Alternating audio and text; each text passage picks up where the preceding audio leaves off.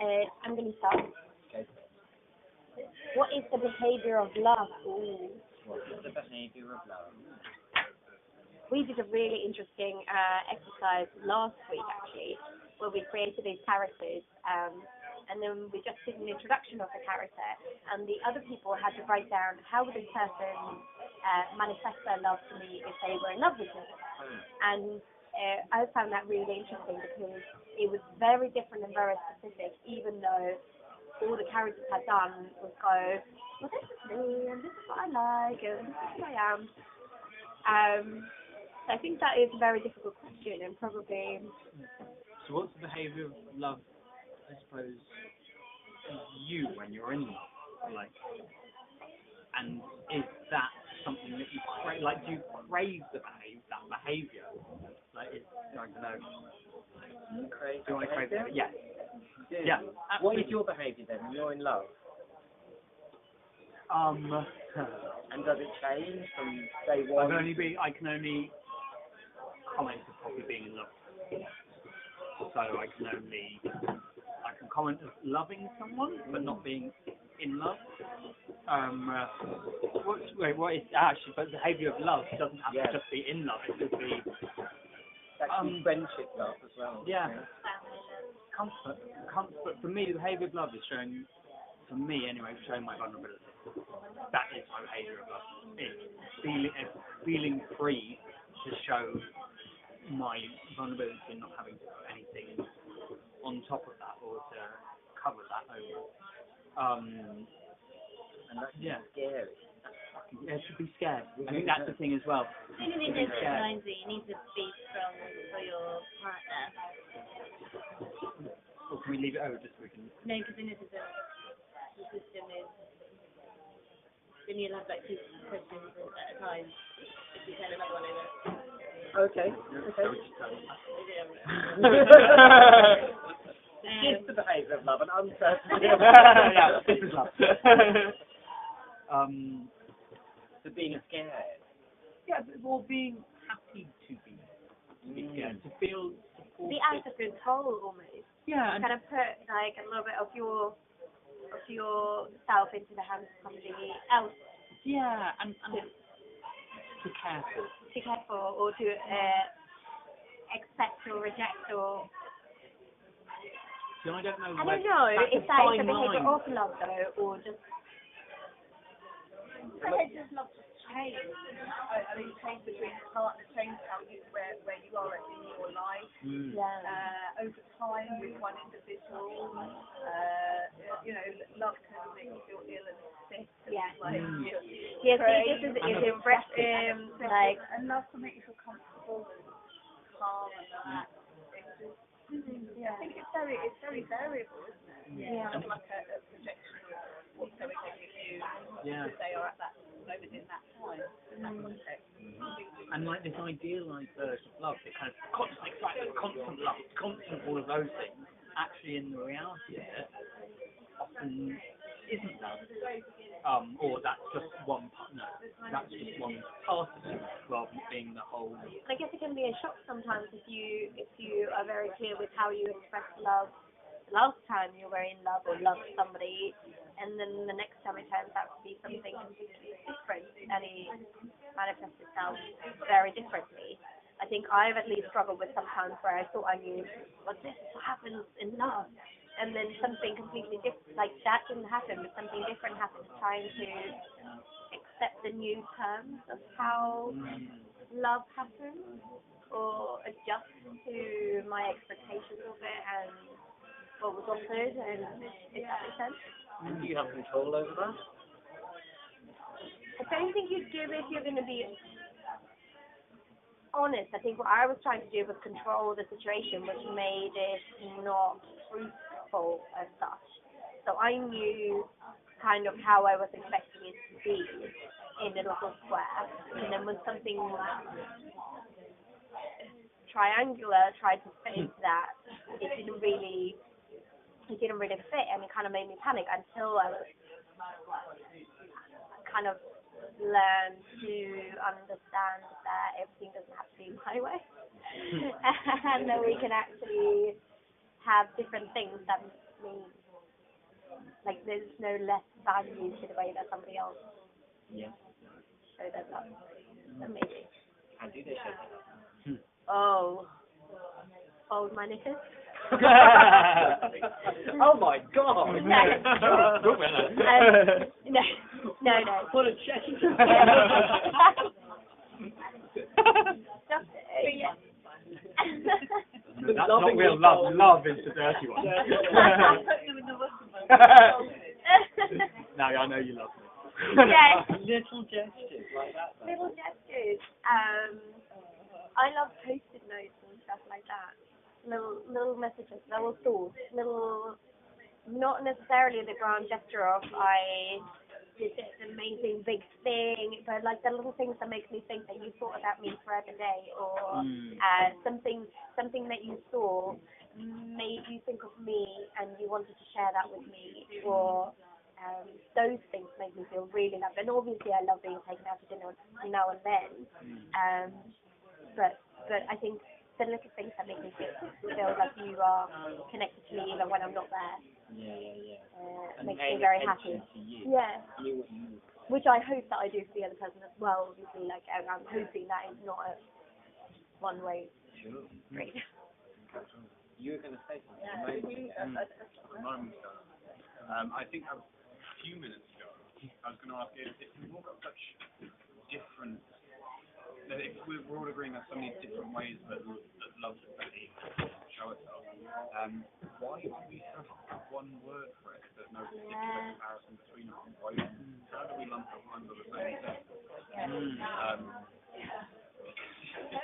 Completely contradictory. And it's clearly not even particular to each individual. I can be in love one day with one person and a year later love is entirely different with this other new person in my life. Yeah. I've been with the same person for nearly 25 years. That's changed considerably. Really? Yeah. So the love, so the behaviour of love is. It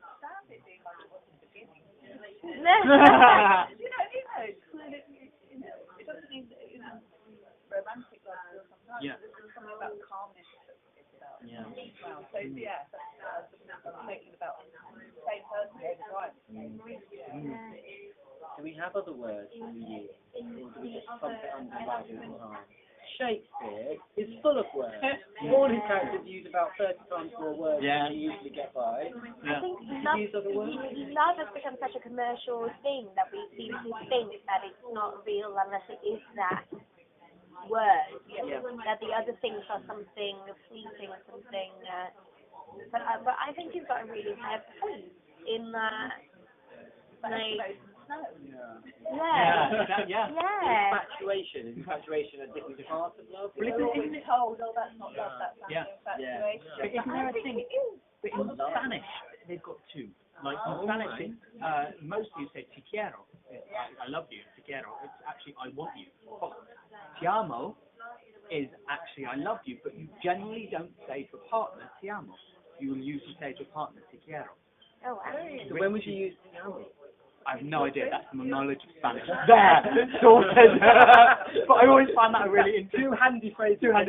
Yeah, exactly. When I go to Spain. But apparently, te amo is more. It's wider love. It's kind of an encompassing love, and it sort of speaks of kind of more of an unconditional thing. Where te quiero is the thing between partners. We want that passion, that all of that.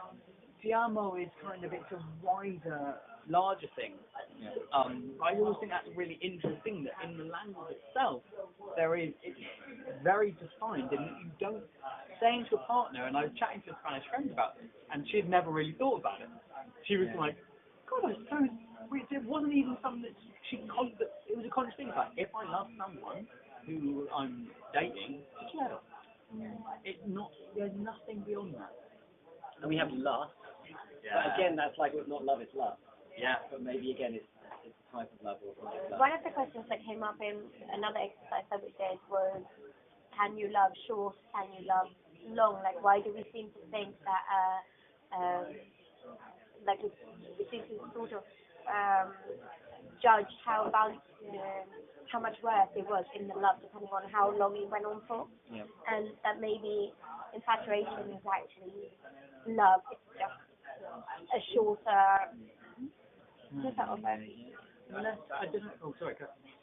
Just saying, that extends on to an interesting discussion afterwards as well, about the idea of maybe marriage for life is your idea, and then you decide if you want to continue with it after, and you choose to renew. It's a way to kind of go, like a contract. it's kind of with an amount of respect that you know you can change, and that we want to make sure that we address that and respect that. I think it's really unhealthy for people to think that they need to find the one and not be with them for the rest of their life, because everything around me speaks of relationships lasting 1 to 15 years, a pretty good run of it. And then, you know, you've changed, they've changed, stuff has happened. Maybe it's time to move on, and rather than seeing that as a disaster, be like, yeah, that was lovely. Nice to know you, it was a great part of my life. I remember the, I don't know if you've seen it, but the photographs all over, I mean, it's all over the world now, but certainly in France, the bridges, people put locks. And it was supposed to be this huge symbol of love and romance and all the things. But there were several French journalists, I think, that were like, this is really against the French idea of love, the idea of locked in forever. We much prefer the idea of you come and you go, and you see what happens, it's all very fluid. And it'd be very interesting if they did a thing where, I don't know if it's possible, where everyone that's no longer with the partner they had locked in had to go back and cut the lock. And to see how much... By law. By law, exactly. End up on the same bridge or whatever, it's covered with... I think it's very true, because actually, you know, I have been talking about this for a very long time, and that is quite different. I don't know many people who those sort of things, but I also just lucky. It's just lucky. I feel like you need a huge amount of love. You can't. But probably also a huge amount of work. Well, yeah. You know, 25 years, you must work as well in any place. But it's also realising. Love is kind of love. You're probably a new reviewer who started out. And that, you can't predict where. So is some of the behaviour of love work? Like when you say, I bet it would work, what is the work that you have to put in if you're in love with something? I think, okay. People use that word a lot, or you need to work at a relationship. Well, I think it's relationship in love. I think it's all, it's like giving in and taking it and compromising and making sure that you're not just doing it all for yourself, but putting in the effort to be interested in the other person. Like I read this article about how, this is all old to you, but how the offers that we make, like a relationship with love, if the offers that you make to your partner is accepted, even if they're not necessarily agreed on. But if I, for example, would point out something to you, if you were my partner and I pointed out something, even if it's something stupid like, oh, look at that car. If you somehow acknowledge the fact that I pointed that out to you, you were accepting my offer. You don't necessarily have to like the car, or you don't have, but you acknowledge the fact that I gave you an offer. But if you start ignoring your partner's offers or constantly putting them down or something, the relationship will end. Because even like in those small offers of I'm still interested in you, or I respect your thought, or those things will carry a relationship on. So I think that is a sign of love, is even if I'm not necessarily massively interested in what you just said, I will listen and I will take note of it and I will invest in you. Maybe. For me, I'd say the work is kind of not letting the things your brain does to make life easy happen to your partner. So you make a lot of assumptions about how things work, and if you not do that about your partner, then it ends up being that version of them you've got in your head. You have to work to make sure you're paying attention to them and who they are in the moment rather than what you assume they are in your head. Otherwise, kind of very quickly changes. In fact, you perceiving them in a very different way probably pushes the change further. And that's control. But it's not the way that you naturally operate. If you spend time around something, then you become familiar with it. And you start to find shortcuts dealing with that so that you can sometimes use others. But if you let that happen in a relationship, it starts to create its own. Yeah, it's you're in a relationship for a long time, I can imagine you might have a version of that person from when you first met them. As they change, you don't update your information. And they constantly disappoint. They're either disappointing you, or they're acting strangely to you, or you're holding them in a box because you're not letting them be the person that they're clearly kind of moving into being. Yeah. There's also a thing about letting it's all right to disappoint somebody. Yeah. It's not the end of the world. It's that thing in the early days of a relationship. Someone disappoints you, but works in the world. But it's kind of, there's this thing about like, oh, does it really matter? Yeah. How much does I that still matter? bloody love you, Yeah. or I still want to be with you. Go that really works. Thanks. Yeah, how much is this? I think that's what I learned. So I was in a previous relationship I'm working in now, which was very argumentative. It was like, and we were together for a long time, 9 years. That relationship was very, very argumentative. And I'm carrying this relationship, that real desire of just, and we both came out of very similar relationships. We both carried that real desire of like, is this worth it? Yeah. Like, the second that you get out, we're just like, there's this look of each other go, I still want to be with you, I'm going to want to be with you, so what's the point of this? And we don't argue. But it's not we don't have disagreements or everything, but we actually learned from previous relationships actually to just go, it's not worth it. Like, it's not worth it, because you know where that goes. You get angry, rip into each other, not intentionally. Yeah. But for example, going back to to the play, like the behaviours of love in the play, or like how would we show the behaviours of the love in the play in like the short amount of time that we have? Especially as a lot of the examples you were giving earlier are such small things that are so Yes. specific to you. Yeah, exactly. In love with, that it's difficult to try and demonstrate that is an affectionate thing to do. Yeah. For two characters in this play, when you haven't got the luxury of getting to know what was Yeah. But there may be, sorry. No, I interrupted, perfect. I read it, thank you. Just maybe that is different between love and relationship, is that maybe there is some commonality about love, that it's the same love that you have in a relationship, or love for people around you, or even in the kind of Buddhist belief of love for everyone. Maybe there is a common idea of what that love is, of being accepted, of being kind of a basic acceptance of what they do is okay, and that maybe it's a simple, like, is there a tell-all of... Do you find that, like, thinking of just in the course of your life, in your own life, and people who see around you, do you see anything that you could say commonly you see in people who are in love?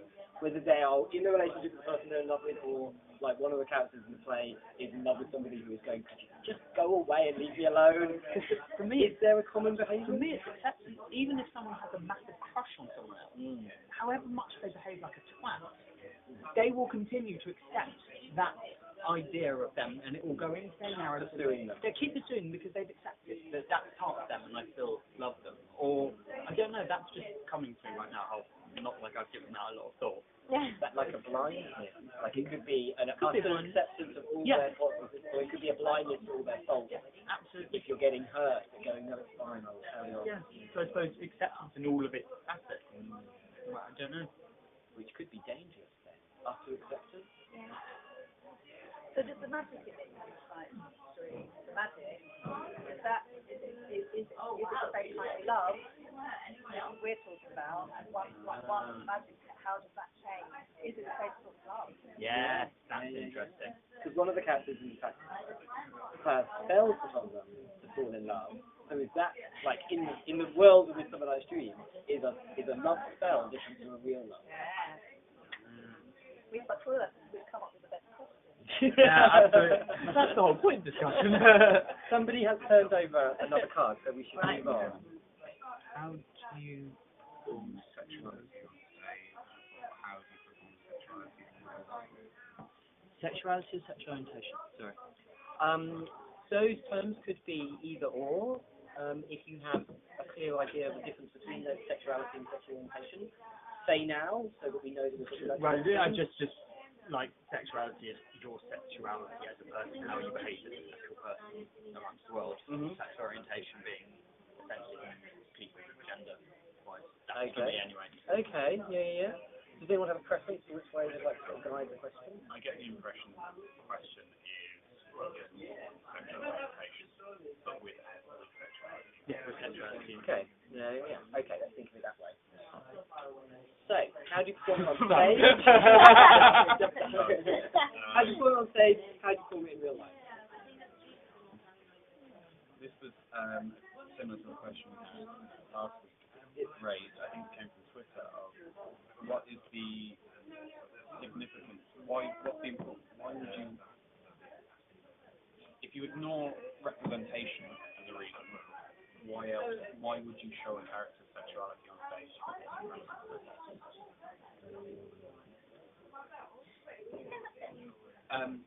Why would you present a character's sexual orientation on stage if it wasn't relevant other than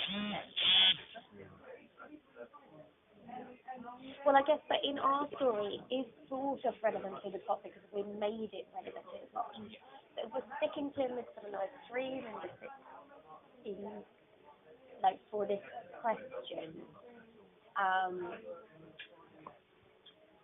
don't know the answer. but I think maybe that would make the discussion easier if we kind of think about it in how we've changed the Midsummer Night's Dream, and is it even important that we talk about the sexuality, or do we just let the audience decide? This is something that's been coming up quite a lot actually over the past few years. There's a difference between us performing kind of the utopian idea that sexuality doesn't need to be discussed or challenged, that there's no sexual orientation doesn't really have to be imposed, so you can just focus on exploring what the relationship is between the two characters rather than that. But we've got to remember that maybe in our heads we've got a utopian idea of how to play with this, but it's still all of these things that are exploring happening. It's very much not where these things are consideration. The other thing I would raise is that there's performing sexuality on stage. To some extent, is important as a way to understand the character, to understand their mindset. Not necessarily to overtly perform it, but you definitely have to take on whatever it is about that in the way you portray the character. Especially if, I suppose, every time you meet the character, it's about them and their relationship. Like, you never meet the character, they never really talk about anything that isn't about relationships. Yeah. Certainly, yeah. What do you know about Helena and whatever? Yeah. But is it about who she's in love with? Yeah. So I suppose if the character is only defined through their relationship, therefore they're just agents of relationship, and they don't have to be in love with them.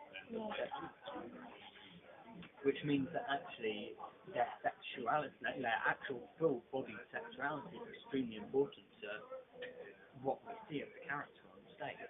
And as it's so integral to who they are, it's difficult not to make that very important part of it. So trying to do it so it's a little bit. Tell us what you mean by this. This is the term that Jess uses as a way to remind us that don't think about it as a time when everything's perfectly accepted. Not necessarily specifically to how. I think the idea of utopia is that all of gender and all of sexuality is not there is no kind of Labels. No discrimination, no social or biological imperatives left to you to binary. It's not drawing from a series of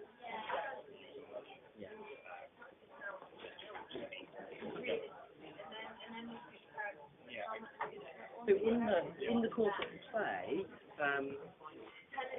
is the idea that you have been playing with the idea of, okay, if we imagine this utopian ideal, how would we then perform, and then changing it to, okay, well, if we're imagining it now actually a bit more in the real world, how does that alter things? Well, after last week we talked a lot about if we just make everybody bisexual or fluid, if we make sexuality something more fluid and don't stick to the rigid kind of, well, either you're this or you're that, or Yeah. we remove the labels, how would that change? And I think we all kind of felt like that would be a very nice thing, but then it kind of takes some of the drama out of it, and it makes it like, because of the audience that will watch it, Yeah. they will still put those labels on, Yeah. even if we have removed them. When they will see two men together, they will assume straight away that they're gay, and how would we explain their bisexuality, or how would we explain the fluidity? But is it necessary for an audience to know that, or is it just necessary for you as actors to know that? Does that change your presentation of characters, think of them as bisexual, rather than making that? I mean, essentially in the play, you flip from loving one person Yeah. to rejecting loving another person. Are bisexual Yeah. by those binary terms in the play. Yeah. So actually, just from a playing point of view, rather than from a I'm just throwing out there. I've got no answer to it. Do we as an audience need to know that? No, you don't. But I guess what will be presented though, what the audience will take away, I guess it's sort of important that we know what it is that they will take away. It is. It's important that you know what they take away. Oh, maybe not. If for instance, you put on a play, and the genders of the characters maybe aren't always clearly defined, and the sexualities of the characters aren't clearly defined, but you have a tense drama of this character, and this. The audience leaves 200 people. They've all got slightly different ideas about which person, which sexuality, and man or woman or something else. They've all left with a good story. How important could it be? I mean, it'd be rare, but like, yeah, how important could it be? If we were trying to specifically communicate what we had discovered through this process, doing a play wouldn't be the building sufficient way. But I think it does need to be considered. Anytime that you're putting a message out there, to think about how it could be interpreted, in the way we're constructing the play, it kind of follows a lot of discussion as to the way you construct identity. But we have two very separate things. We have our understanding of it, we have the way it will be interpreted. And it just becomes very neat that it's exactly the same issue that we're exploring within the text itself. But I think it's kind of coming to a comfortable state with that. You don't want people to get the wrong idea. Yeah, you don't want to. I think that's the scary thing. The idea of us putting something out that is read in a way that we fundamentally don't. No, I'm just thinking the whole kind of like sexuality is, so this understanding of the kind of idea that none of it means anything binary, it's just where we're it's not a continuum, it's spherical, it comes from different angles, your sexuality, your gender, your identity, it's like, and we're all somewhere in that huge big globe, and we find ourselves in some place. And I really, really find that really moving and important, and I really understand that. And so I'm thinking, if I went to see, as an audience, if I went to see something, and that was how that was portrayed, I would find that really strong. That was if I felt that was the message you were giving across, I feel that would have huge impact on me, and I would be really impressed by it. So I felt like people were trying to assign to characters. I might find that disappointing. How somebody that you're specific to play, that's what I was going to go away from. But then again, you say, oh, you put a message across and you want to portray it in a certain way, but then people go away from their own. You can never control what the audience actually is ever going to take away. And your understanding of things might be, I don't know the word for it, but a lot of people, if you did a play that had a very amorphous understanding of sexuality and gender, a lot of people just could be really confused. And so, is that a consideration maybe to bear in mind? We don't want to confuse our audience, but we don't want to have also a narrow-minded representation on stage. Or how do you... or you hit the extreme, you go extreme gender stereotype and all of that in order to confront the audience with that, to create discussion points that talk about and the fluidity of the extremes, just to kind of flip away from the kind of this utopian idea of gender and sexual orientation. Actually, you go massively the opposite way and just see how easy it is to slip in and out of these extremes of gender expression to represent kind of a similar thing.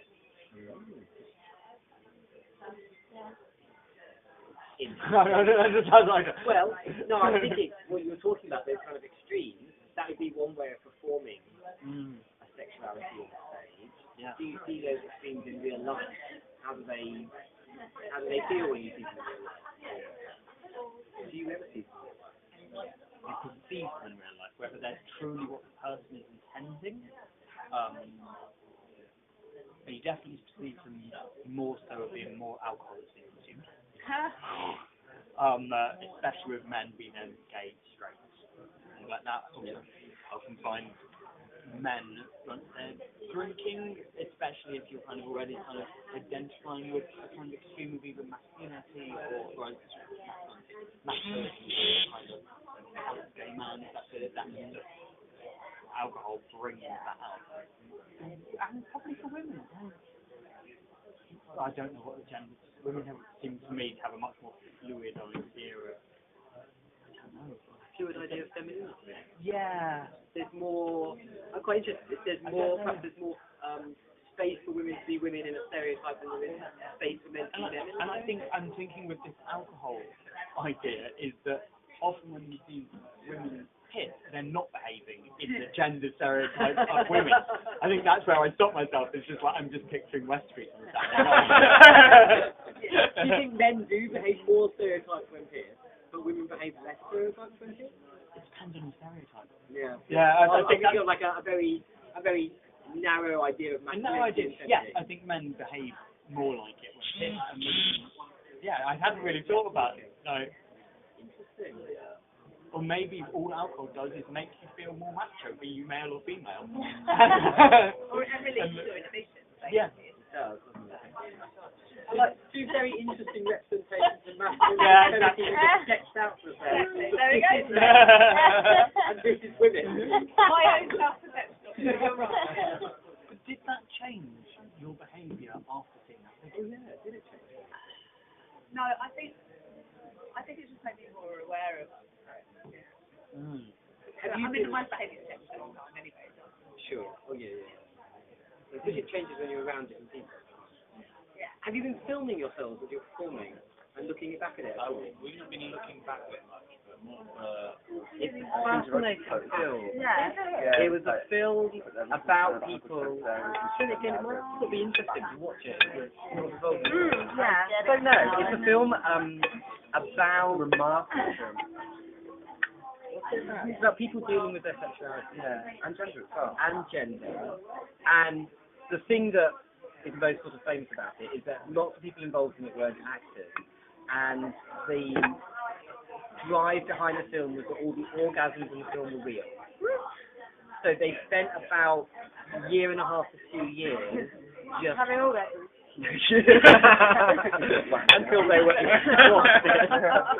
Well, they spent about a year and a half to 2 years before they started making the film, getting used to being around each other and talking about their sexual hang-ups and talking about issues of intimacy and issues of being vulnerable, because at the end of this process they knew they had to have orgasms on film. And it's not a porny film. No, There's sex in it. But it's quite hot, but it's not porny. Yeah. Yeah. And there's some very sad stories in it. And there's a lot of sort of an intermingling cast of characters and how they all cross paths, and then they end up in this club at the end. It looks like it in it, doesn't it? This is why we're talking. Yeah. Sure, the club essentially, you're club and it's sort of a sex club, but not really. It's like more like a meet out place, people like nick out and have sex and stuff. But there's loads of bands there as well. So like Yola Tengo, one of the bands that play in the film, and Justin Vivian is the main sort of host of the podcast. Vivian. On like double O. Great.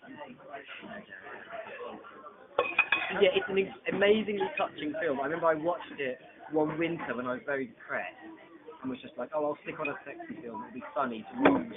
But it was actually just really moving and quite sad, but also quite uplifting, and I wasn't quite prepared for that. But yeah, it's lovely, really, really lovely.